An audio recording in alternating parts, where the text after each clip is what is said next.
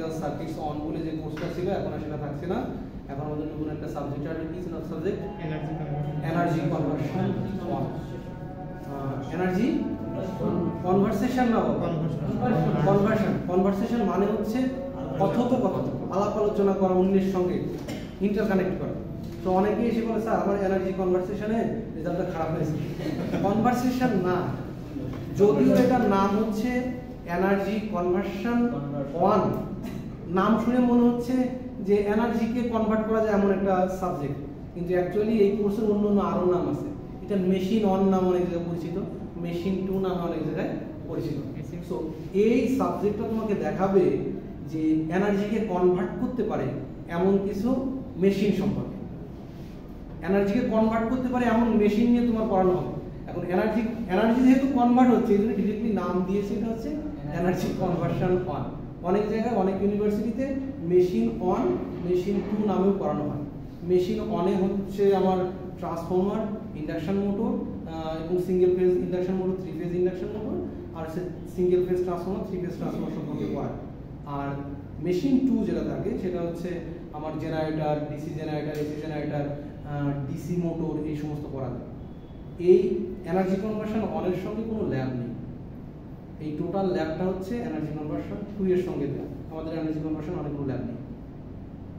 ওকে, so এটা হচ্ছে lab ছাড়া কোর্স, এবং এই কোর্সের ক্রেডিট আওয়ার হচ্ছে 3 ক্রেডিটের একটা কোর্স, সপ্তাহে 3 ঘন্টা করে ক্লাস হবে। ওকে, এখন এইটার জন্য রেফারেন্স বুক হিসেবে খুবই পপুলার একটা বই বিএল থ্রেজারের বইটা volume 2, a text book for electrical, লাগে a text book of electrical technology. এই বইটা নির্দিষ্ট থেকে কিনে নেবা, এটা নিউজ প্রিন্ট, তো তুমি একটি ভালো প্রিন্ট কিনো, অনেকদিন ধরে পড়া যাবে। এই বইটা ভলিউম 1 এবং ভলিউম 2 পাওয়া যায়, আমার জন্য ভলিউম 2টাই লাগবে এখানে। ওকে স্যার এমনি কি আপনি অর্ডার দিয়ে দেবেন এটা? এই বইটা আমার আছে, আমি দিয়ে দিতে পারি, কিন্তু এই বইটা তুমি এভাবে নিয়ে তোমার কোনো লাভ হবে না।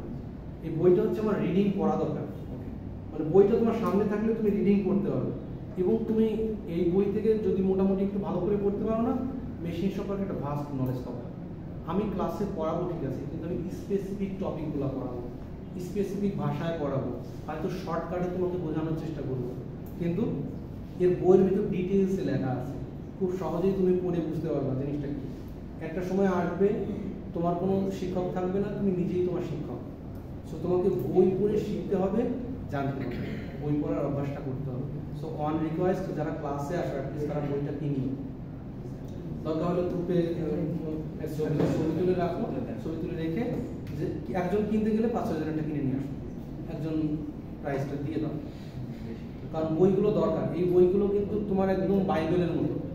মেশিন মানে তোমার এই বই লাগবে, মেশিন যদি তোমার বুঝতে হয় এটা তোমার লাগবে। এবং এই এনার্জি কনভার্সন অনেক যে আমার বেসিক টপিকগুলো আমি কভার করব শুরু থেকে শেষ পর্যন্ত, খুব বেশি না। ওকে, এদিকে থাকবে হচ্ছে ট্রান্সফর্মার।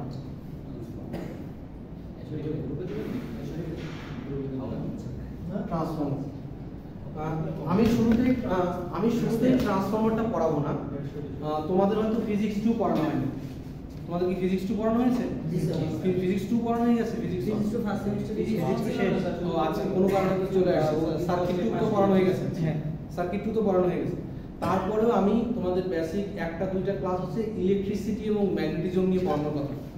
যে ইলেকট্রিসিটি এবং ম্যাগনেটিজম সম্পর্কে যদি তুমি না জানো, তাহলে এনার্জিকে কনভার্ট করতেছে যে মেশিনগুলো, সেই মেশিনগুলো সম্পর্কে তুমি বেসিক ধারণা পাবে না। কারণ এই যে ম্যাগনেটিজমের তথ্যটা, এই তথ্যটাই অ্যাকচুয়ালি আমার এনার্জিকে কনভার্ট করতে আমাকে হেল্প করবে। কারণ তুমি এনার্জি কনভার্টিং মেশিনে দেখবে যে ম্যাগনেট ইউজ হয়। সো ম্যাগনেটের বিহেভিয়ার সম্পর্কে তোমার জানতে হবে, কিভাবে ম্যাগনেট তৈরি হয়, কিভাবে ম্যাগনেটিক ফিল্ড তৈরি হয়, কিভাবে ফ্লাক্স পেতে পারি, ফ্লাক্সকে কিভাবে সহজে পাস করানো যায়, বা কোন জায়গায় কোন ধরনের ম্যাটেরিয়াল ইউজ করলে ফ্লাক্সগুলো খুব সহজে পাস করানো যাবে, এই জিনিসগুলোর বেসিক একটা ধারণা আজকে দিতে চেয়েছিলাম আমি এখানে স্লাইডে। আনফরচুনেটলি স্লাইডটা ওপেন হয়নি, আমি আগামী ক্লাসে আসার আগেই এটা ঠিক করার চেষ্টা করবো যে কীভাবে করা যায়। কোর্সটা খুবই একটা ইন্টারেস্টিং একটা কোর্স, কারণ কেউ যদি পাওয়ার রিলেটেড কোনো কিছু ভালোভাবে দক্ষ হতে চায়, তাহলে এই এনার্জি কনভার্সন অন এবং এনার্জি কনভার্সন 2 এই দুইটা সাবজেক্ট খুব ভালো করে পড়তে হবে তোমার। তুমি যদি মনে করো কোনো পাওয়ার প্ল্যান্টে জব করো, সেক্ষেত্রে তোমার সাবস্টেশন সম্পর্কে ধারণা থাকতে হবে। সাবস্টেশনে কী থাকবে? প্রোটেক্টিভ ডিভাইস থাকবে আর ট্রান্সফর্মার থাকবে বেসিক্যালি। সো এই ট্রান্সফর্মার পড়ানো হবে এখানে। তোমাদের জন্য একটা ট্রান্সফর্মার খুলেও রেখেছি, আমি ক্লাসে নিয়ে আসবো না, যেদিন এখন ট্রান্সফর্মার শুরু করবো ওর পার্ট বাই পার্ট খোলা আছে ট্রান্সফর্মারে কী কী থাকে। যদিও ট্রান্সফর্মারটা ছোট, তার বেসিক জিনিস সেখানে দেয়া আছে। সো ট্রান্সফর্মার পড়াবো সিঙ্গেল ফেজ এবং 3 ফেজ দুইটাই পড়াবো, এবং এটা টপিকটা এত বড় একটা টপিক। এই ট্রান্সফর্মারে মানে ভাস্ট একটা টপিক, খুব বেশি ইউজ হয়। পাওয়ার সিস্টেম মানেই তোমার ট্রান্সফর্মার ইউজ করতেই হবে, এবং এই ট্রান্সফর্মারের ওয়ার্কিং প্রিন্সিপাল থেকে শুরু করে অন লোডে তার বিহেভিয়ার কেমন, নো লোডে তার বিহেভিয়ার কেমন, তার সার্কিট কেমন। আমি তো মনে করো দেখতে পারি ওই জায়গায় ট্রান্সফর্মার বসে আছে, ওটাতে একটা মেকানিক্যাল ডিভাইস, তো মেকানিক্যালি তৈরি করা। এখন ওর কিন্তু অ্যানালাইসিস করার জন্য ইকুইভ্যালেন্ট ইলেকট্রিক্যাল ডায়াগ্রাম আমার দরকার, কারণ ওর ইকুইভ্যালেন্ট ইলেকট্রিক্যাল ডায়াগ্রাম যদি আমার মাথার ভিতরে না থাকে, তাহলে আমার পাওয়ার সিস্টেমের ভিতরে যে ট্রান্সফর্মারটা বসে আছে ওর বিহেভিয়ারটা আমি বর্ণনা করতে পারবো না, যে ওই ট্রান্সফর্মারটা অ্যাকচুয়ালি কীভাবে কাজ করতেছে। হয়তো আমি চোখ বুঝে একটা ট্রান্সফর্মার আনলাম, বসাই দিলাম, আমি জানি না সেটা কীভাবে কাজ করে, বা এ কী করে পাওয়ার লস করে, এর থেকে আউটপুট কীভাবে পাবো, কম বেশি কীভাবে করবো, এই জিনিসটা কিন্তু আমি বলতে পারবো। সো আমাদের এই ট্রান্সফর্মারটা একদম ঝুড়ি ছাড়া করে ফেলতে হবে। ট্রান্সফর্মার না শিখে আমরা এই কোর্স থেকে বেরোবো। ইন্ডাকশন মোটরের পরে আসে, মানে এমনভাবে পড়বো ক্লাসে যারা নিয়মিত আসবো, ট্রান্সফর্মার সম্পর্কে যদি তোমার বেসিক আইডিয়া আমি মাথার ভিতরে ঢুকাই না দিতে পারি, এই কোর্সই নিব না আমি। সো তোমার এই ট্রান্সফর্মার শেখার জন্য আমার ক্লাসে আসতে হবে। ওকে, সো সিঙ্গেল ফেজ এবং 3 ফেজ দুটোই পড়াবো। সিঙ্গেল ফেজ আগে পড়াবো, সিঙ্গেল ফেজ পারলে 3 ফেজ আলটিমেটলি পারা যাবে। 3 ফেজ হচ্ছে জাস্ট স্টার ডেল্টা কানেকশনগুলো দিয়ে আলাদা করে দেবে। তুমি নর্মালি দেখতে পারো যে পল্লী বিদ্যুতের যে নর্মালি যে 3 ফেজ ট্রান্সফর্মার দেখো, ওরা অধিকাংশ যে কাজটা করে সহজ কাজ করে, 3টা সিঙ্গেল ফেজ নেয়, ওটাকে স্টার অথবা ডেল্টাতে সাজাই দিয়ে 3টা ট্রান্সফর্মার বসিয়ে ওটা 3 ফেজ ট্রান্সফর্মার বানায়। এটার সুবিধা কি? এটার সুবিধা হচ্ছে যদি যে কোনো একটা নষ্ট হয়ে যায় বাকি দুটাকে চালানো যায়।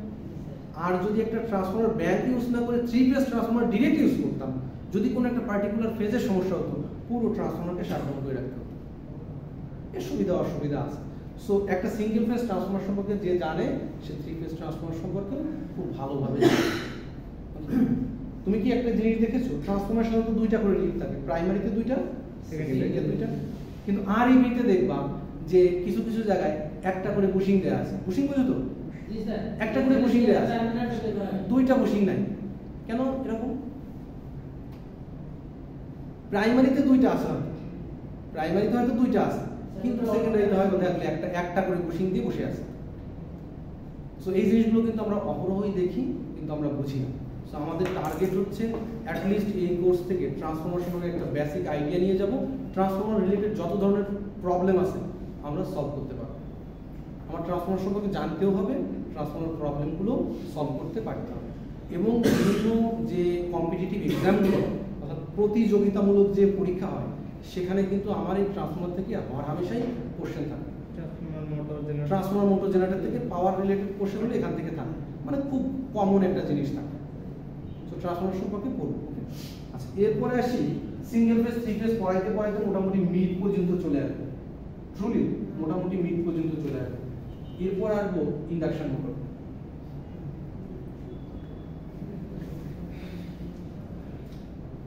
ইন্ডাকশন মোটর এটাও আমি সিঙ্গেল ফেজ এবং 3 ফেজ পড়াবো। সিঙ্গেল ফেজ আগে পড়াবো না, 3 ফেজ আগে পড়াবো। সিঙ্গেল ফেজ ইন্ডাকশন মোটর পড়ানোর আগে 3 ফেজ ইন্ডাকশন মোটর আগে পড়াবো। তুমি বাসা বাড়িতে ইন্ডাকশন মোটর দেখেছো? খুব বেশি ইউজ হয় কোথায়? আর কোথায় ইউজ হয়? ফ্যান। ফ্যান, ফ্যানে একটা ক্যাপাসিটর ইউজ করি। ফ্যান কি ধরনের ইন্ডাকশন মোটর? Single phase. ওখানে একটা ক্যাপাসিটর ইউজ করা, কারণ এটা সিঙ্গেল ফেজ ইন্ডাকশন মোটর। ওর যদি ক্যাপাসিটর ইউজ না করি স্টার্টিং টর্ক সে পাবে না। কেন পাবে না তার ব্যাখ্যাটা তো তুমি জানো না, এই কোর্স থেকে সেটা তুমি জানবে। এবং একটা ইন্ডাকশন মোটর কিভাবে স্টার্ট হয়, স্টার্ট না হলে কি সমস্যা, সেটা আইডেন্টিফাই করতে পারবা না ইনশাআল্লাহ, যদি কোর্সটা তুমি ভালোভাবে মনোযোগ দিয়ে পড়ো। সো ইন্ডাকশন মোটর 3 ফেজ এবং সিঙ্গেল ফেজ দুটোই পড়ানো হবে। আগে পড়াবো 3 ফেজ, কারণ 3 ফেজ ইন্ডাকশন মোটর এটা হচ্ছে সেলফ স্টার্টিং মোটর, তোমাকে কিচ্ছু করতে হবে না। তুমি ইনপুটে 3টা সাপ্লাই দিয়ে দাও, ও অটোমেটিক রান করতে থাকে, সহজ। কিন্তু সিঙ্গেল ফেজ ইন্ডাকশন মোটরটা একটু আলাদা।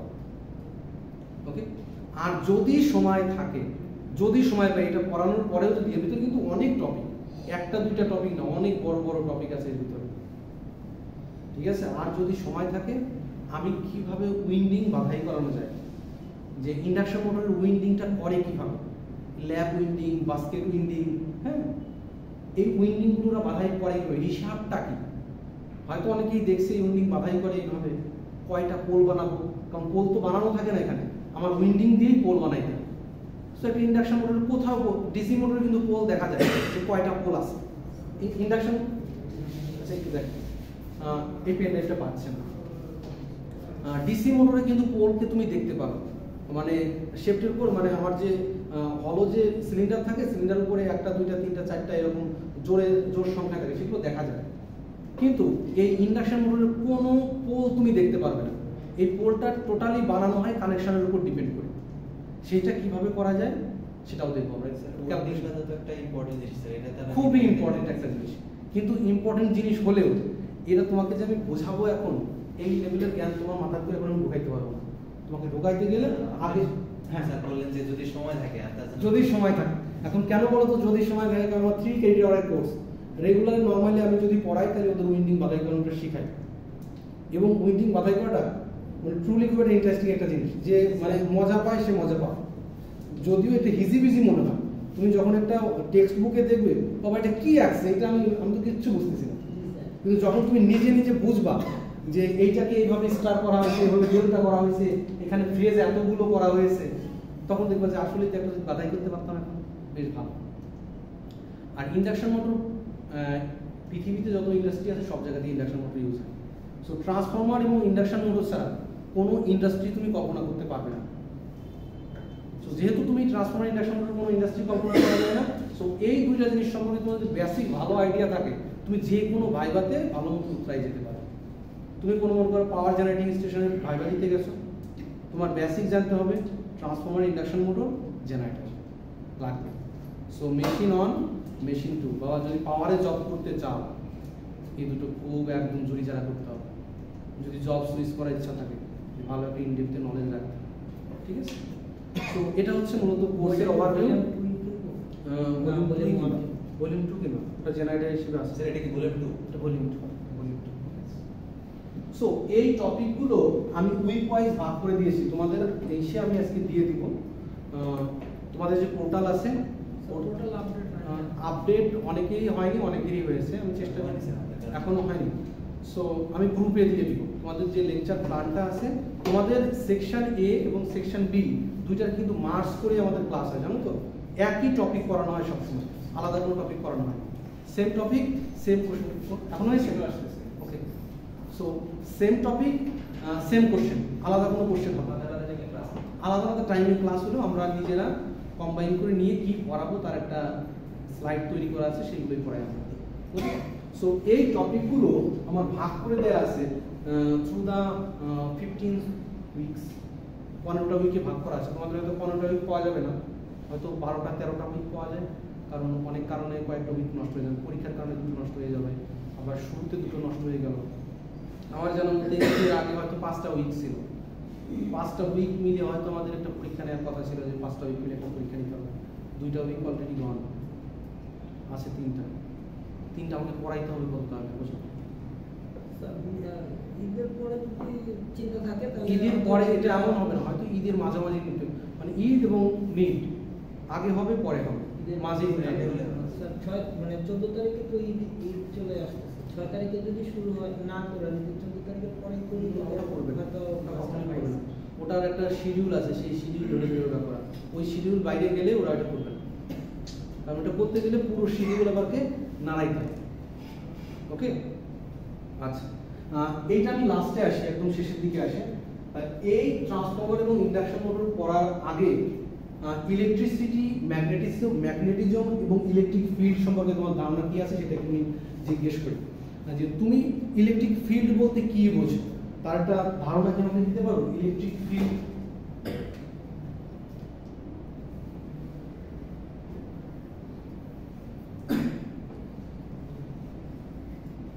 ইলেকট্রিক ফিল্ড তুমি খুব কমন এই জিনিসটা আমি পড়িয়েছি ইলেকট্রিক ফিল্ড সম্পর্কে।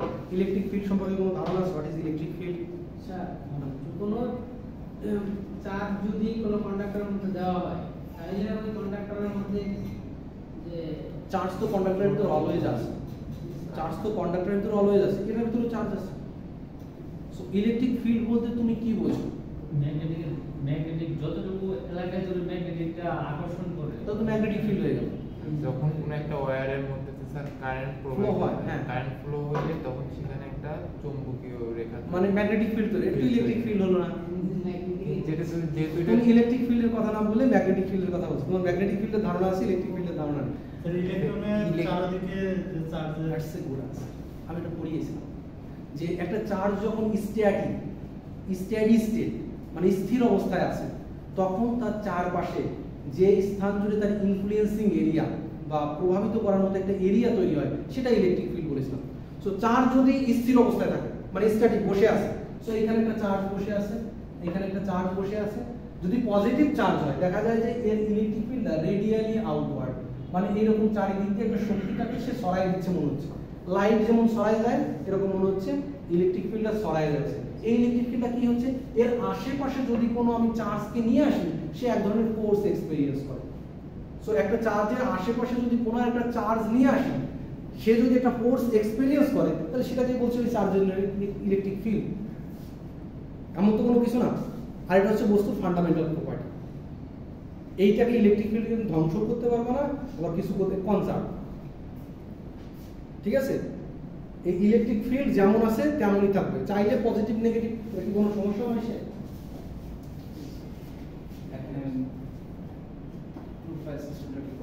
মানে এটা কি আমার ক্লাস মেমোরিতে সমস্যা না অন্য কোনো জায়গায় সমস্যা?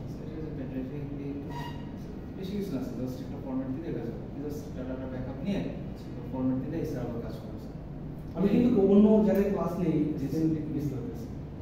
আচ্ছা ঠিক আছে, রাস্তার মতো থ্যাংক ইউ, কষ্ট করলাম। না স্যার, আমি স্টুডেন্টস হয়েছে ঠিক ফিক্স করতে হবে। ওকে ঠিক আছে। স্যার তাহলে আমার চার্জ যখন স্থির অবস্থায় থাকবে, পজিটিভ চার্জের ক্ষেত্রে প্রোটনটা হচ্ছে আমার পজিটিভ চার্জ, ইলেকট্রিক ফিল্ডটা থাকে আউটওয়ার্ড। এখন এই চার্জ যদি স্থির অবস্থায় না থেকে এ চলা শুরু করে, তখন যে বিহেভিয়ারটার কথা বলে সেটা ম্যাগনেটিক ফিল্ডের কথা আসবে। যে চার্জ একটা কারেন্ট ক্যারিং কন্ডাক্টরের ভিতর দিয়ে চার্জ তো দৌড়াদৌড়ি করতেছে, তো এটার ভিতর দিয়েও তো চার্জ দৌড়াদৌড়ি করতেছে না? এর তো ইলেকট্রিক ফিল্ড নাই, এর ধরলে তো আমার কোনো ধরনের একটা চার্জ আনলে হয়তো কোনো কিছু দেখাচ্ছে না আমার। সো এটার ইলেকট্রিক ফিল্ড কোথায় গেল? পজিটিভ নেগেটিভ মিলে সমান সংখ্যক প্রোটন এবং ইলেকট্রন আছে, সো একটা অপরটাকে নিউট্রালাইজ করে রাখছে, যার জন্য এখানে ইলেকট্রিক ফিল্ড বা ম্যাগনেটিক ফিল্ডের কোনো ধারণা এখানে আসতেছে না। ইলেকট্রিক ফিল্ডের সাথে ম্যাগনেটিক ফিল্ডের ধারণাটা এতটুকুই পার্থক্য যে ইলেকট্রিক ফিল্ডের চার্জটা স্থির অবস্থায় থাকে আর ম্যাগনেটিক ফিল্ডের চার্জটা মোশনে থাকে, প্রবাহমান। So charge in a motion creates magnetic field. Charge motion অবস্থায় সে একটা ম্যাগনেটিক ফিল্ড তৈরি করে। এটাও ওই চার্জের জন্য একটা ফান্ডামেন্টাল প্রপার্টি। যদি এসে তার চারপাশে একটা ইনফ্লুয়েন্সিং এরিয়া তৈরি করতে পারে, যেখানে north pole south pole create করে ফেলতে পারে, ওখানে যদি অন্য আরেকটা ম্যাগনেটিক ফিল্ড আনি, এখানে একটা ম্যাগনেটিক ফিল্ড তৈরি করে ফেলেছে, সো অন্য একটা ম্যাগনেটিক ফিল্ড যদি নিয়ে আসে, সে এক ধরনের ফোর্স এক্সপেরিয়েন্স করবে। সো এই যে বৈশিষ্ট্যটা, এই বৈশিষ্ট্যটাকে বলা হয় ম্যাগনেটিজম। কি? ম্যাগনেটিজম। সো তার ম্যাগনেটিক ফিল্ডে যদি অন্য কোনো ফিল্ড এসে কাছে কাছে আনি, সে যদি একটা ফোর্স এক্সপেরিয়েন্স করে, সেই ফোর্সের যে বৈশিষ্ট্যটা সেটাকে বলি আমি হচ্ছে ম্যাগনেটিজম। সো ম্যাগনেটিক ফিল্ডের ইফেক্টটাই হচ্ছে ম্যাগনেটিজম। ওকে, বুঝাইতে পারলাম? স্লাইড নেই, এত কিছু ডিটেইল ভাবে দেখানো যাচ্ছে না, কিন্তু দেখাবো। সো এই ম্যাগনেটিক ফিল্ড সবসময় ডাইপোল হয়, মনোপোল হয়। ডাইপোল মানে বুঝতো দুইটা পোল থাকে, একটা নর্থ পোল থাকে, একটা সাউথ পোল থাকে, তাই তো? তুমি কি এমন কোনো ম্যাগনেটিক ফিল্ড দেখাইতে পারবে যার শুধুমাত্র নর্থ পোল বা শুধুমাত্র সাউথ পোল আছে? না স্যার, কোনোদিনও সম্ভব না। তুমি একটা ম্যাগনেট নাও, ভেঙে ফেলো, ওর আবার নর্থ সাউথ ক্রিয়েট হয়ে যাবে। কিন্তু কথা হচ্ছে এর জন্য, এই নর্মাল পার্টিকুলার পেপারের জন্য, নর্মাল পার্টিকুলার মার্কারের জন্য কেন ম্যাগনেটিক ফিল্ড আমি পাচ্ছি না? এর ভিতরে চার্জ মোশন অবস্থায় আছে, কারণ চার্জ অলওয়েজ স্ক্যাটার্ড, সে ঘুরতেছে সবসময়, কিন্তু এখানে পাচ্ছি না কেন? তার একটা লজিক হতে পারে কি, যে এর ভিতরে ইলেকট্রনগুলো যেভাবে ঘুরতেছে অন্যটা হয়তো অন্যদিকে ঘুরতেছে, একই দিকে ঘুরতেছে না, মানে একটা অপরটাকে নিউট্রালাইজ করে দিচ্ছে, যার জন্য এর ভিতরে কোনো আমি ম্যাগনেটিক ফিল্ডের ইফেক্ট পাচ্ছি না। ওকে, চার্জের মোশন, একটা মোশন হয়তো এদিকে আছে, এক ধরনের ম্যাগনেটিক ফিল্ড তৈরি হয়েছে, আর একটা মোশন এলিমেন্ট আছে, একটা অপরটাকে নিউট্রালাইজ করে দিচ্ছে। সো মনে হচ্ছে এখানে কোনো ম্যাগনেটিক ফিল্ড নেই। এটা সুন্দর করে একটা ছবি দিয়ে দেখানো ছিল, বুঝছো? যে আমার ম্যাটেরিয়ালের ভিতরে এটা অ্যাটমিক লেভেলে যেতে হবে। অ্যাটমিক লেভেলে ইলেকট্রনগুলো যে আমার স্ক্যাটার বা মোশন অবস্থায় আছে, সেখানে ইলেকট্রনের মোশন একদিকে নেই, ভিন্ন ভিন্ন দিকে সরায় আছে। যেহেতু ভিন্ন দিকে সরায় আছে, একে অপরকে নিউট্রালাইজ করে ফেলছে। এই জন্য আমরা এর ভিতরে কোনো ম্যাগনেটিক ফিল্ড পাচ্ছি না, এর ডোমেইনগুলো স্ক্যাটার্ড অবস্থায় আছে। কিন্তু যদি লোহার কথা চিন্তা করি, পেপারকে কিন্তু সহজে ম্যাগনেটিক পরিণত করা যায় না, কিন্তু লোহা, কোবাল্ট, নিকেল এদেরকে যদি চিন্তা করি, এদের ইলেকট্রনগুলো অ্যালাইন অবস্থায় আছে, কিন্তু এখনো সেই রকম অ্যালাইন অবস্থায় নাই। এখন এদেরকে যদি কোনো ম্যাগনেটিক ফিল্ডের কাছে নিয়ে আসি, এদের ইলেকট্রনগুলোর মুভমেন্ট একদিক হয়ে যায়। যেহেতু একদিক হয়ে যায়, সে এক ধরনের ম্যাগনেটিক ফিল্ড তৈরি করবে, একটা ফোর্স তৈরি করবে। সেই ফোর্স হচ্ছে ম্যাগনেটিক ফ্লাক্সগুলোকে বাতাসের ভিতরে পাস করিয়ে ম্যাগনেটিক ফিল্ড তৈরি করবে।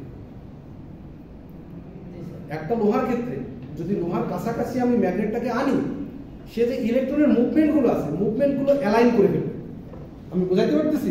এটা যদিও তুমি চোখে দেখতে পারতেছ, কিন্তু এক্সপেরিমেন্ট করে দেখানো যায় যে সে অ্যালাইন অবস্থায় যাচ্ছে। তোমাকে এটা হাইপোথিসিসের মতো করে বুঝে নিতে হবে যে ইলেকট্রনের মুভমেন্ট একদিকে নেই, ডাইপোলগুলো ভাঙা ভাঙা অবস্থায় আছে। যখনই এর আশেপাশে কোনো একটা ম্যাগনেট আমি নিয়ে আসি, ইলেকট্রনের মুভমেন্টগুলো একদিকে। যখনই একদিকে হয়ে যায়, সে একটা ফোর্স তৈরি করে, যে ফোর্সটা ম্যাগনেটিক ফ্লাক্সগুলোকে আমার নর্থ থেকে বের করে দেয়, সাউথের দিকে নিয়ে আসে, নর্থ থেকে বের করে দেয়, সাউথের দিকে নিয়ে আসে। সো ডাইপোল ক্রিয়েট করে ফেলে। ওকে, সবসময় আলাদা আলাদা পোল একে অপরকে অ্যাট্রাক্ট করে, আর সেম পোল একে অপরকে রিপেল করে। ওকে, সো ম্যাগনেটিজম সম্পর্কে বেসিক ধারণা পাওয়া গেছে। ম্যাগনেট আর কিচ্ছু না, এর ভিতরে ইলেকট্রনগুলো নির্দিষ্ট দিকে মোশন অবস্থায় আছে। কালো কালো দেখি না বা সাদা সাদা দেখি, ওটাকে সেইভাবে আমরা ট্রিট করে দিয়েছি যে তোমার ইলেকট্রনগুলো একদিকে মুভমেন্ট থাকতে হবে। সো একদিকে মুভমেন্ট থাকলেই তোমার ভিতরে এই যে ম্যাগনেটিজম, এই ইস্যুটা চলে আসবে। অনেক ম্যাটেরিয়ালের ক্ষেত্রে হিট দিলে পরে চুম্বকের চুম্বকত্ব নষ্ট হয়ে যায়, তখন ওই ইলেকট্রনগুলো স্ক্যাটার্ড অবস্থায় চলে যায়। যদি এভাবে রেখে দাও নর্মালি, সে তার ওটা ধরে রাখবে। ওকে, এখন আমার স্লাইডটা না হয়তো খুব অসুবিধা হয়ে গেছে। আমার একটা গুছানো একটা জিনিস ছিল, জিনিসটা বেশ মজার ছিল। যাই, ম্যাগনেটিক ফিল্ডের বৈশিষ্ট্য হচ্ছে নর্থ থেকে বের হবে, সাউথ দিয়ে ঢুকবে। অবশ্যই। আর পৃথিবীর ক্ষেত্রে পৃথিবীর একটা ম্যাগনেটিক ফিল্ড আছে। কেন পৃথিবীর একটা ম্যাগনেটিক ফিল্ড আছে? সূর্যের চারিদিকে ঘুরছে বলে ম্যাগনেটিক ফিল্ড আছে। সবকিছুর ম্যাগনেটিক ফিল্ড আছে, সবকিছুর ম্যাগনেটিক ফিল্ড আছে, অবশ্যই আছে। কিন্তু পৃথিবীর এইটার একটা ম্যাগনেটিক ফিল্ড আছে, এটাকে তুমি কখন প্রমাণ করে দেখাইতে পারবে না। এটার কোনো ম্যাগনেটিক ফিল্ড মেজার করা যাবে না, কারণ এখানে ইলেকট্রনগুলো একই দিকে মুভমেন্টে নাই, একই দিকে ঘুরতেছে না। সো এর ম্যাগনেটিক ফিল্ড তুমি করতে পারবে না। পৃথিবীর ক্ষেত্রে এটা পারা যায়। কেন? পৃথিবীর যে ইনার কোর, এই কোরের ভিতরে মল্টেন মানে গলিত লোহা, কোবাল্ট, নিকেল আছে, এগুলো সবসময় মুভমেন্ট করে, সবসময় মুভের উপরে আছে। যেহেতু মুভমেন্ট করতেছে, সো সেখানে ইলেকট্রনের একটা মুভমেন্ট আছে, সো সেখানে একটা ম্যাগনেটিক ফিল্ড তৈরি করে ফেলবে। সো এই মুভমেন্টটা সবসময় অ্যালাইন অবস্থায় আছে, ইলেকট্রনের মুভমেন্টটা অ্যালাইন অবস্থায় আছে। এই জন্য পৃথিবীর একটা চৌম্বক ক্ষেত্র তৈরি হয়। পৃথিবী যে ভেসে আসে, চারপাশে একটা চৌম্বক ক্ষেত্র তৈরি করে দিয়েছে। এবং এটা ঈশ্বর প্রদত্ত এমন একটা গিফট, যদি এই চৌম্বক ক্ষেত্র না থাকতো তাহলে আমরা বেঁচে থাকতে পারতাম না। বাইরের যে কসমিক রেগুলো ছিল না, এটা মহাকর্ষ শক্তি। মাধ্যাকর্ষণ হচ্ছে পৃথিবীর ভিতরে, আর মহাকর্ষ হচ্ছে পৃথিবীর বাইরে। ওকে, সো এই যে আমার কসমিক রেগুলো আসতো, এগুলো কিন্তু চার্জ পার্টিকেল। সো যখন এটা চার্জ পার্টিকেল ম্যাগনেটিক ফিল্ডের কাছে কাছে আসছে, এই ম্যাগনেটিক ফিল্ড তার উপর ইফেক্ট তৈরি করতে পারে। সূর্যের অতিবেগুনি রশ্মি মাঝে মাঝে ঢুকে যায়। হয়তো যদি ওই ওজোন লেয়ারটা ঠিক থাকতো, তাহলে হয়তো ঢুকতে পারতো না। হয়তো ম্যাগনেটিক ফিল্ডের কোনো একটা পরিবর্তন আসতেছে, যার জন্য এগুলো হচ্ছে, ক্যান্সার হয়ে যাচ্ছে মানুষ। কিন্তু এই কসমিক রেগুলো যখন আসে, অধিকাংশ ক্ষেত্রে এটা রিপেল করে বাইরে বের করে দেয়। যদি কখনো ম্যাগনেটিক ফিল্ড ক্রস করে যায়, এই পৃথিবী আর টিকে থাকবে না। যদি আমার লোহা ঠান্ডা হয়ে যায়, পৃথিবীর ইনার কোর যদি ঠান্ডা হয়ে যায়, তাহলে দেখবে পৃথিবী ধ্বংস হয়ে গেছে, পৃথিবী আর থাকবে না। তখন ওই আল্লাহ যেটা বলে সেই ঘটনাটা ঘটবে। কি বলে এটাকে জন্য? কিয়ামত। কিয়ামত শুরু হয়ে যাবে। সো পৃথিবীর ভিতরে গরম আছে মানে আমরা বেঁচে আছি, গরম থাকবে না মানে আমরা থাকবো না। এখন এই ম্যাগনেটিজম পড়িয়ে আমার কি লাভ?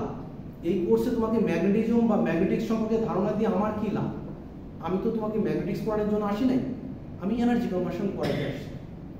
এখন এই ম্যাগনেটিক্সের ধারণাটা নিয়ে আমি এমন কিছু মেশিন তৈরি করতে পারি যে মেশিন থেকে এনার্জিকে কনভার্ট করা যায়। বলা হচ্ছে ফ্যারাডেস ইলেকট্রোম্যাগনেটিক ইন্ডাকশন একটা নীতি আছে যে একটা ম্যাগনেটিক ফিল্ডের মাঝে যদি তুমি একটা কন্ডাক্টর রাখো, সেই কন্ডাক্টরের ভিতরে আলটিমেটলি এটা এই ম্যাগনেটিক ফিল্ডটা হয়তো পরিবর্তনশীল ম্যাগনেটিক বা রোটেটিং ম্যাগনেটিক যদি রাখি আমি, তাহলে একটা কন্ডাক্টরের ভিতরে একটা ভোল্টেজ তৈরি হয়।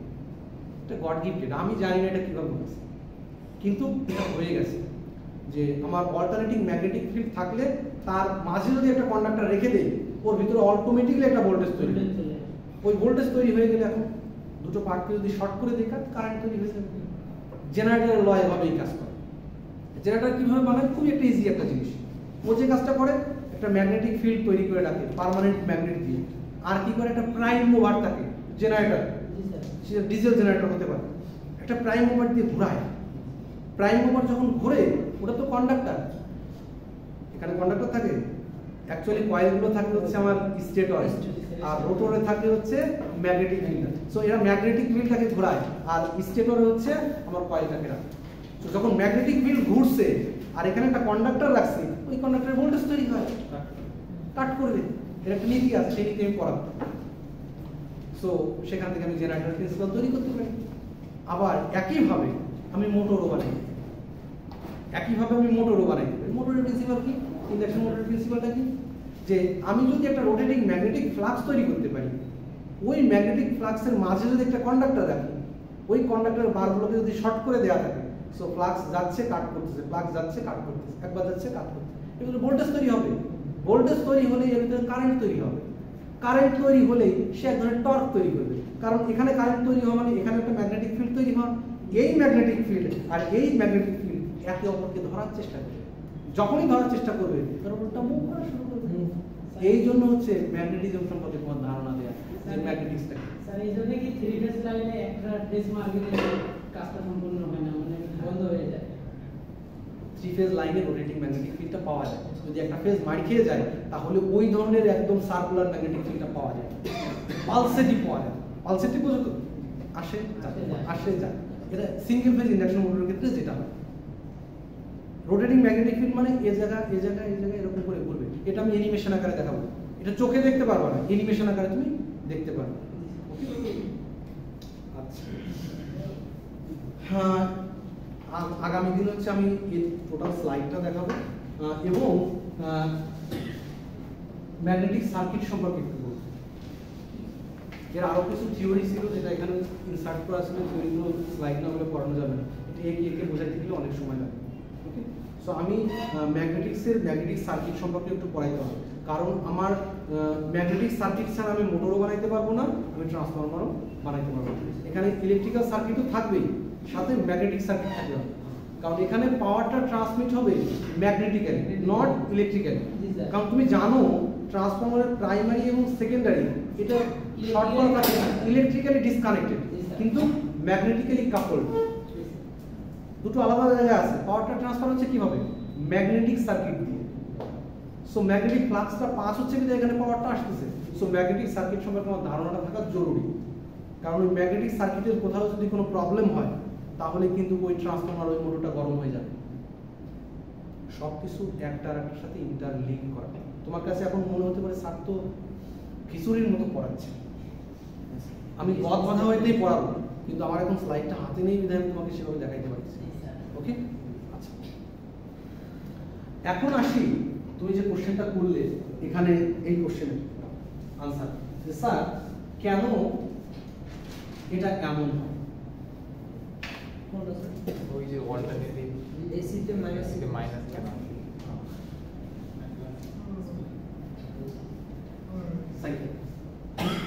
এখন আগে বলো আমাকে, what is frequency? Frequency AC এবং ডিসি এর বেসিক পার্থক্যটা কি?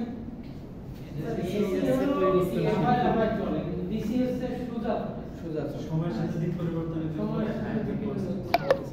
তার মানে এসি এবং ডিসির বেসিক পার্থক্য হচ্ছে এসিতে ফ্রিকোয়েন্সি আছে, ডিসিতে ফ্রিকোয়েন্সি নেই। না। ডিসির ফ্রিকোয়েন্সি 0, এসির সামথিং কিছু একটা ফ্রিকোয়েন্সি আছে। ফ্রিকোয়েন্সি থাকলেই তার মান এবং দিকের পরিবর্তন হবে। ফ্রিকোয়েন্সি থাকলেই তার মান এবং প্রতি সেকেন্ডে সে যতগুলো পূর্ণ সাইকেল কমপ্লিট করে সেটাকে বলি হচ্ছে ফ্রিকোয়েন্সি। মানে এইরকম কতগুলো সাইকেল এক সেকেন্ডে হয়, এইগুলো এরকম কতগুলো সাইকেল এক সেকেন্ডে হয়, সেটাকে বলি হচ্ছে আমি ফ্রিকোয়েন্সি। এখন এইটা দেখতে এমন কেন, তার ব্যাখ্যাটা যদি চিন্তা করি, আমি মনে করলাম এখানে নর্থ পোল, এখানে নর্থ পোল, এখানে সাউথ পোল, এখানে সাউথ পোল। আমি এখন জেনারেটর নিয়ে কথা বলছি যে এই জেনারেটরে অ্যাকচুয়ালি এটা কিভাবে জেনারেট করে, একটা পজিটিভ পার্ট একটা নেগেটিভ পার্ট। আমি কেন বলতেছি, এটা আসছে হচ্ছে ওই জেনারেটরের ভিতরে যে কন্ডাক্টরগুলো ছিল সেই কন্ডাক্টরের কারেন্টের দিকের পরিবর্তন হয়ে গেছে। কিভাবে পরিবর্তন হয়ে গেছে সেটা একটু দেখানোর চেষ্টা করব। আমি যখন ইন্ডাকশন মোটর পড়াইতাম তখন ওই ভিতরে একটা অ্যানিমেশন আছে, সেই অ্যানিমেশনটা দেখাবো। সো আমি চিন্তা করলাম এটা আমি একটা ইয়ে দিয়ে দেখাই, তীর চিহ্ন দিয়ে দেখাই, তাহলে আমার সুবিধা হবে। এটা কোন সার্কুলার ওয়েতে না দেখিয়ে এই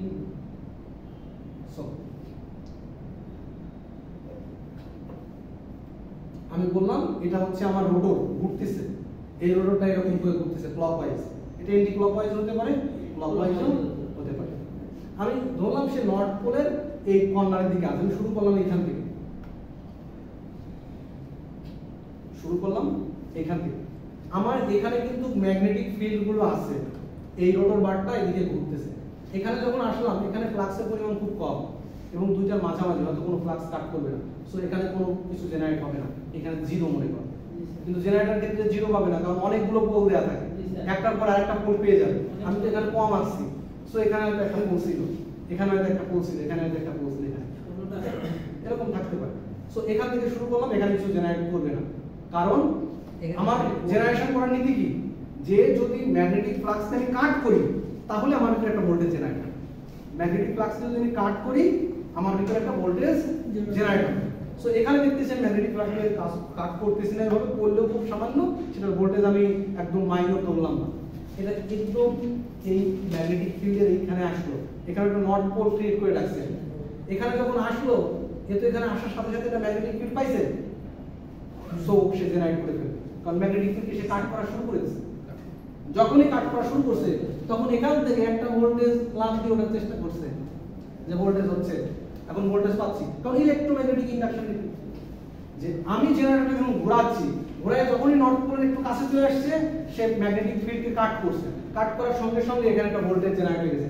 আমি যদি মাল্টিমিটার ধরতাম অবশ্যই সেখানে একটা ভোল্টেজ ছিল, অবশ্যই ছিল ভোল্টেজ, সেটা আমি গ্রাফিক্যালি দেখাচ্ছি।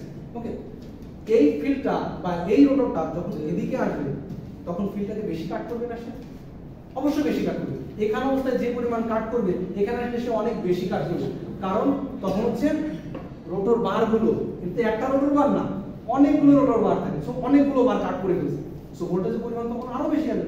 সো আমি ধরলাম এখন রোটর বারটা এইখানে আছে, এইখানে যখন থাকবে তার একটা ইকুয়েশন আছে আমার, যে কি পরিমাণ সে জেনারেট করবে। এখন ফ্লাক্স বেশি কাট করবে, ধরে নাও ভোল্টেজ জেনারেশন হবে ফ্লাক্সের কাটের সমানুপাতিক, ধরে নাও ভোল্টেজ জেনারেশন হবে ফ্লাক্সের কাটের সমানুপাতিক। এখানে যে পরিমাণ ফ্লাক্স কাট হবে এর থেকে অবশ্যই এখানে বেশি হবে, সো আমার ভোল্টেজটা আর একটু বাড়বে। ওকে, এরপর আসি, এটা যখন মাঝামাঝি পর্যায়ে গেল, একদম পিক, এর মাঝামাঝি মানে হচ্ছে সবথেকে বেশি ফ্লাক্স কাট হবে ওই জায়গাতে। যখন সবথেকে বেশি ফ্লাক্স কাট হবে ওইখানে, সবথেকে বেশি ভোল্টেজ ওইখানে তৈরি হবে, সো আমার এই জেনারেশনটা লাভ দিয়ে পিকে উঠে যাবে, লাভ দিয়ে পিকে উঠে যাবে। সো আমার হাইয়েস্ট ভোল্টেজ কিন্তু আমি এখানে জেনারেট করে ফেলেছি, ঘুরে যখন এখানে আসছি ম্যাক্সিমাম ভোল্টেজ জেনারেট হয়ে গেছে। এখন আস্তে আস্তে যখন এদিকে সরবো, আস্তে আস্তে দিক থেকে সরতেছি, আমি ধরে নিয়েছি তখন কন্ডাক্টরের ভিতরে কারেন্ট এই সাইকেলের জন্য কন্ডাক্টরের ভিতরে কারেন্ট এই দিকে যাচ্ছে, কারণ এটা নর্থ পোল আছে, ধরে নিয়েছি নর্থ পোলের জন্য ধরে নিয়েছি কারেন্টটা এই দিক দিয়ে যাচ্ছে। সো এর ভিতরে ভোল্টেজটা লাভ দিয়ে এরকম করে উঠতেছে। ওকে, ভোল্টেজটা লাভ দিয়ে এদিকে উঠবে। এখন এদিকে যখন আসবো, এটাকে যখন এখানে নিয়ে আসবো, এখন কাটের পরিমাণ কমে যাবে, কারণ আমি এই পোলের সাইডে চলে আসছি। যখন মাঝে থাকবো পোলের সব থেকে বেশি কাট হবে, সাইডে চলে গেলে কাট কম হতে থাকে। এখন ভোল্টেজটা আস্তে আস্তে ডিকে করতে থাকে, কারণ সাইডে চলে আসছে, ডিকে করতে থাকে। সাইডে আবার ডিকে চলে আসলো, ডিকে করতে করতে এটা ডিকে যখন চলে আসছে এই পর্যন্ত আসছে, একদম ফাইনালি যখন এটা বের হয়ে যাবে এখান থেকে তখন এটা জিরো আনবে। এখন স্যার এইটুকু জায়গাতে আপনি ফাঁকা এসেছেন, তাহলে এই সাইকেলটা একটু এইখান থেকে গিয়ে এইখান থেকে শুরু হওয়ার কথা ছিল না, কিন্তু আমার জেনারেটরের ক্ষেত্রে এখানে আরেকটা পোল দেওয়া থাকবে, ফাঁকা থাকবে না, ও এখান থেকে ডিরেক্টলি শুরু হয়ে যাবে, ও এখান থেকে আবার আরেকটা পোল পেয়ে যাবে, সেই পোলটা হচ্ছে আমার সাউথ পোল। যখনই সাউথ পোলে আসবে, দেখো নর্থ পোলে কারেন্টের ডিরেকশন যেদিকে থাকবে সাউথ পোলে সেদিকে থাকবে না। তাহলে তোমাকে একটা জিনিস বলি, একটা থাম রুল আছে, কারেন্ট ক্যারিং কন্ডাক্টর ইনডিউসড কি করে ম্যাগনেটিক ফিল্ড। সো কারেন্ট যদি এদিকে যায় ম্যাগনেটিক ফিল্ড হবে কার্ড, এদিক দিয়ে ম্যাগনেটিক ফিল্ড ঢুকবে, এদিক দিয়ে বের হবে। সো এদিক দিয়ে ম্যাগনেটিক ফিল্ড ঢুকবে, এদিক দিয়ে বের হবে।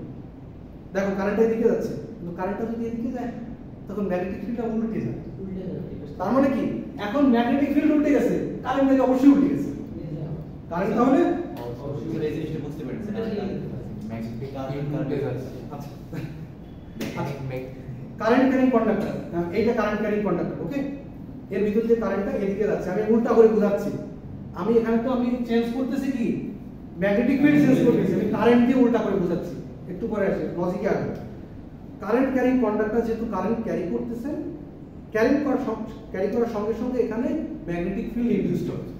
সো এর একটা থাম রুল আছে যে কারেন্ট যদি এদিকে যায় আমি থামটাকে এদিকে রাখি, থাম রুল করে থাম যদি এদিকে রাখি, হাতকে কার্ভ করলে যেদিক দিয়ে যাবে ম্যাগনেটিক ফিল্ডটা এদিক দিয়ে ঢুকবে, যে ম্যাগনেটিক ফিল্ডটা তৈরি হবে তার পোলটা এদিক দিয়ে ঢুকবে, এদিক দিয়ে ঢুকবে, এদিক দিয়ে। সো নর্থ সাউথ পোল কিন্তু সে ক্রিয়েট করতেছে, নর্থ দিয়ে বের হয়, সাউথ দিয়ে ঢোকে, নর্থ দিয়ে এটা সাউথ হয়ে গেছে, নর্থ হয়ে নর্থ দিয়ে বের হয়, সাউথ দিয়ে, ঠিক আছে না? সো কারেন্ট ক্যারিং কন্ডাক্টর যখন এরকম হলো, এখানে কি হচ্ছে ঢোকে কি দিয়ে, নর্থ দিয়ে, বের হয় কি দিয়ে, সাউথ দিয়ে, শিওর নর্থ দিয়ে ঢোকে, সাউথ দিয়ে বের হয়। হ্যাঁ আচ্ছা বললো, ধরলাম ভুল হলো, কোনো সমস্যা নেই, যে কোনো একদিকে তো ঢোকে। সো ধরলাম এই জায়গা দিয়ে হওয়ার কারণে এখানে নর্থ দিয়ে ঢুকলো, সাউথ দিয়ে বের হলো, সো কারেন্টটা এদিকে যাচ্ছে। এখন কারেন্ট যদি এদিকে যায়, উল্টা করে দিচ্ছি কারেন্টটাকে এখন, তাহলে এখন থাম্ব রুল খাটাই, থাম্ব রুল খাটাইলে কি হবে, এখন নর্থ হয়ে যাবে এখানে, নর্থ এখানে কিন্তু আগে সাউথ ছিল, এখন কিন্তু নর্থ হয়ে গেছে। সো এই পোল চেঞ্জ করার সঙ্গে সঙ্গে কারেন্টের ডিরেকশন চেঞ্জ হয়ে যাচ্ছে, যেহেতু পোল চেঞ্জ হচ্ছে কন্ডাক্টরের ভিতরে কারেন্টের ডিরেকশন চেঞ্জ হয়ে যাচ্ছে। এই কারণে যখন নর্থ পোলে ছিলাম কারেন্টের ডিরেকশন ছিল এইদিকে, এখন চলে আসছে সাউথ পোলে, অবভিয়াসলি কারেন্টের ডিরেকশন উল্টা দিকে হয়ে গেছে। কারেন্টের ডিরেকশন যেহেতু উল্টা দিকে হয়ে গেছে, অবভিয়াসলি এটা যদি এই দিকে থাকে এটা নিচের দিকে আসবে। আবার এই জায়গায় যখন থাকবে ভোল্টেজ অল্প, মাঝামাঝি যখন আসবে ভোল্টেজ ম্যাক্সিমাম, তারপরে গিয়ে আস্তে আস্তে কমতে থাকবে, তারপরে গিয়ে জিরো হয়ে যাবে। পরবর্তী সাইকেল আবার এখান থেকে শুরু হবে। সো এইটা এক সাইকেল কমপ্লিট করলে, একটা পার্ট কমপ্লিট করলে দুইটা করে সাইকেল দেবে, তাই না? নর্থ সাউথ, নর্থ সাউথ, একটা পার্ট দিলে দুইটা সাইকেল হবে, কিন্তু আমার ইসে আরো বেশি হবে। সো এর ফ্রিকোয়েন্সি কত হতে পারে?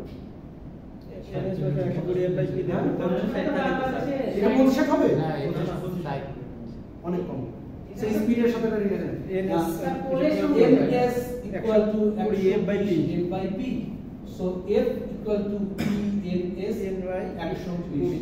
সো কতগুলো পোল আছে, কি স্পিডে ঘুরছে তার 120 দিয়ে ভাগ করতে হবে। এই ইকুয়েশনটা কিভাবে আসছে, ফ্রিকোয়েন্সি ইকুয়েশন, সেটা একদিন বোঝাবো। ফ্রিকোয়েন্সিটা এখান থেকে আসে, চারটা পোল আছে। সো আর কত স্পিডে ঘুরছে সেটা আমি বলি দিচ্ছি। স্পিড তো তুমি 1 রিভলিউশন পার মিনিট নাকি 6000 আরপিএম এ ঘুরতেছো, এটা তো আমি বলি। এই কারণে হচ্ছে সাইকেলটা আমার একবার পজিটিভ আসে, একবার নেগেটিভ আসে। আমি কি বুঝাইতে পারছি বাবা? বুঝাইতে কি পারছি না আরো বুঝাইতে পারছি? এটাকে যদি অ্যানিমেশন দিয়ে বোঝাইতে পারতাম আরো অনেক সুন্দর হতো, কারণ বোর্ডে বোঝানোর থেকে অ্যানিমেশন দিয়ে বোঝানো অনেক ভালো। স্যার পরবর্তী ক্লাসে তো পাবো, আমি চেষ্টা করবো সেটা। সো আমাদের ক্লাসগুলোতে নিয়মিত আসতে হবে। ট্রান্সফরমার সম্পর্কে আমাদের খুব ভালো ধারণা নিতে হবে, ইন্ডাকশন মোটর সম্পর্কে। আমি অ্যাটলিস্ট যে কয়জন আসবা নিয়মিত এদেরকে যেন আমি, তারা যেন বলতে পারে স্যার এই কোর্স থেকে আমি ট্রান্সফরমার এবং ইন্ডাকশন মোটর সম্পর্কে খুব ভালো আইডিয়া পেয়েছি। দেখো এই কোর্সে কিন্তু খুব কঠিন কঠিন টপিক আছে, তোমাকে ভেক্টর ডায়াগ্রাম আঁকতে হতে পারে, ইকুইভ্যালেন্ট সার্কিট, একটা মানে একটা আস্ত একটা মেকানিক্যাল জিনিসকে তোমার ইকুইভ্যালেন্ট সার্কিটে কনভার্ট করতে হতে পারে, সেই ইলেকট্রিক্যাল ডায়াগ্রামের আবার তোমার ক্যালকুলেশন করতে হতে পারে, ট্রান্সফরমার টেস্টিং করতে হতে পারে, টেস্টিং করে তার এফিসিয়েন্সি বের করতে হতে পারে। কিন্তু এইগুলো তোমার জব করতে গেলে লাগবে, জব করতে গেলে এগুলো তো লাগবে। কেউ যদি বলে বলে যে ট্রান্সফরমার কি কাজ করে, এটা একটা মান সম্মানের ব্যাপার না? তোমার স্যারকেও গালি দিবে, তোমার কিন্তু চাকরিটা দিবে, তারা বেশি বলবে যে না কি হয়েছে। ইনশাল্লাহ ঠিক আছে। ট্রান্সফরমার ইন্ডাকশন মোটর প্রতিদিন ক্লাসে আসবা, ক্লাসে যদি সময় না হয়ে ওঠে আমি সন্ধ্যা পর্যন্ত করে থাকবো তোমাদের জন্য এই দুটো শেখানোর জন্য, কিন্তু তোমাদের আসতে হবে, এই কমিটমেন্ট আমাকে দিতে হবে যে স্যার এই দুটো টপিক সম্পর্কে আমরা A to Z জানবো। খুবই মজার একটা টপিক এবং বাস্তবসম্মত। আমাদের যে রিভেরি পাওয়ার অ্যান্ড অটোমেশন আছে না, এরা কিন্তু বড় বড় ট্রান্সফরমার বানায় এবং এদের ট্রান্সফরমার টেস্টিং ম্যানুফ্যাকচারিং প্ল্যান্ট আছে, সেখানে আমরা গিয়েছি, ঘুরে আসি। আমি একটা ট্রান্সফরমার টোটাল খুলে এনে কি কি থাকে সেটা দেখাবো, এর সাথে আনুষঙ্গিক কি কি আরো থাকতে পারে সেটাও দেখাবো, অ্যাসেম্বল করে কিভাবে সেটাও দেখাবো, কয়েলগুলো পেঁচায় কিভাবে সেটাও দেখাবো। আর সব থেকে মজা হবে যদি আমি কয়েলগুলোকে বাধাই করে দেখাইতে পারি ইন্ডাকশন মোটরের ক্ষেত্রে। দেখবো যে মেকানিক্সরা যারা আছে, মেকানিক্স যারা আছে না, এদের কাছে নিয়ে যাও, সুন্দর করে বাধাই করে দিবে, কয়টা প্যাচ দিবে, কত গেজের ওয়্যার দিবে, কি ওয়্যার দিবে, ওরা সুন্দর করে বলতে পারে। অথচ আমাদের এখানে যদি একটা জেনারেটর নষ্ট হয়ে যায়, একজন অ্যাসিস্ট্যান্ট ইঞ্জিনিয়ারকে হাতই দিতে দেয়, হাতই দিতে দেয়। জেনারেটরের কয়েলগুলো দেখছো কত বড় পাতি, মোটা মোটা পাতি দেওয়া থাকে, হ্যাঁ দেখছো, মোটা মোটা পাতি দেওয়া থাকে, সেখানে হাতও দিতে দেয়। কারণ সঠিক জ্ঞান, তারা ভাবে যে সঠিক জ্ঞান। হাত না দিতে দেখ, কিছুদিন পরে যদি শিখি, বলতে বলতে একদিন হাত দিতে দেবে, প্র্যাকটিস করলে কয়দিন পারবো, তাই না? আমি আমার স্বপ্নের সমান বলবো, এটা মাথায় রাখবো। আমি আমার স্বপ্নের সমান বলবো, আমি যতদূর স্বপ্ন দেখতে পারবো আমি ততই বলবো, সেটা মাথায় রাখো। যেহেতু সার্কিট অন আমরা পড়েছি, এনার্জি কনভার্সন অন সেম ভাবে করবো, কোনো রিল্যাক্সের কোনো সুযোগ নেই। পড়ালেখা মানে হচ্ছে মাথাকে আমি ধার করতে। স্যার এই সাবজেক্ট একটু আগে নেওয়া যায় না স্যার? এনার্জি দরকার হলে আমি আমার সর্বোচ্চ এনার্জি দিয়ে তোমাদের বোঝানোর চেষ্টা করব। প্রথম যে হচ্ছে আপনার সাবজেক্টগুলো পড়েছি, আপনার সাবজেক্ট পড়াই করছি বিকালে। স্যার একটা ক্লাস করছিলাম কমিউনিকেশনের একটা ক্লাস, মানে সেন্ডার প্লাস হচ্ছে রিসিভার। এখন আপনি সেন্ড করলেন, রিসিভ করতে পারলেন না, তাহলে তো এটা একটা সমস্যা। এখন এই কোর্সটা আগে আনা, কারণ আগে আনতে গেলে হয় কি, মানে রুমের সংকট আছে, ওভারল্যাপ হওয়ার সম্ভাবনা থাকে। স্যারদের কোর্স তো একটা কোর্স না, সারাদিনই কোর্স থাকে। আমাকে যদি এদিকে সরাই নিয়ে আসি, তাহলে অন্য অন্য স্যার যারা আছেন তাদের ক্লাসগুলো তারা নিতে পারবেন, এটা হচ্ছে প্রবলেম। আমি তো সকালে একটা ক্লাস নিয়েছি, এই ক্লাসটা নেওয়ার জন্য সন্ধ্যা পর্যন্ত আসি, বুঝতে পারছিস? এই ক্লাসটা নেওয়ার জন্য সন্ধ্যা পর্যন্ত আসি। আমি সকালের পরে একটা ক্লাস নিয়ে নিতে পারতাম, কিন্তু পারতেছি না। তাতে আমারও সুবিধা আছে যে আমি 9:30টায় একটা নিয়েছি, 10:30টায় একটা নিয়েছি, আমার সারাদিনের কাজ শেষ, বা পরে আর একটা নিই, কিন্তু সেটা আমি পারছি না, আমার শেষ পর্যন্ত বসে থাকা লাগতেছে। শুধুমাত্র রুমের সংকট এবং শিক্ষকদের ওভারল্যাপ হয়ে যায় রুটিন। তোমাদের একটা দিন তো 10টা-11টা রুম থাকে, আর শিক্ষক খাটে 20 জন, বুঝছো? সো দেখা যাক কিনা, এটা নিয়ে বাবা কম্প্রোমাইজ করতে যেও না, তাহলে এটা বন্ধ করে দাও। হ্যাঁ, সো আগামী ক্লাসে আমরা এই ইলেকট্রিসিটি এবং ম্যাগনেটিজম